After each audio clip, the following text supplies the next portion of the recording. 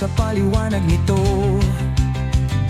Ngunit ito pala'y hindi totoo. Dito sa Open-Minded Agency, natutong mag-ingat sa mga manloloko. Laging bukas ang isip para di muling mabudol. Kaya aming hiling ay maging tapat at totoo, upang maging masaya ating samahan ng walang aalahanin.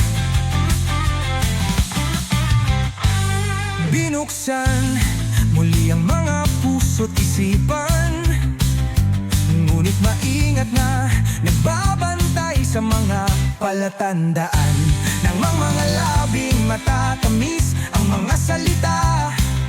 Dahil mas mautak na tayo ngayon kaysa dati, hindi na maniniwala sa paliwanag nito, dahil alam na namin ang totoo.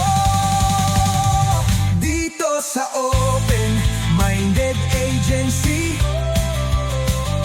natutong mag-ingat sa mga manloloko. Laging bukas ang isip para di muling mabudol.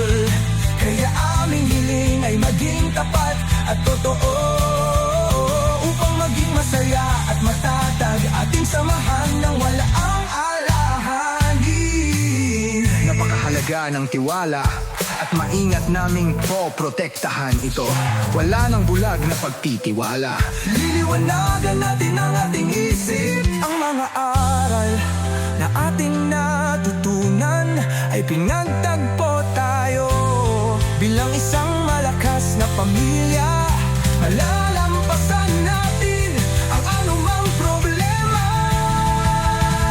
Dito sa Open-Minded Agency, natutong mag-ingat sa mga manloloko.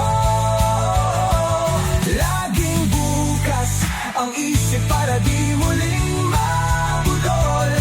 Kaya aming hiling ay maging tapat at totoo, upang maging masaya at matatag ating samahan. Kalimutan ang nakaraan, mas malakas na tayo ngayon. Sa bukas na isipan, haharapin natin ang hinaharap.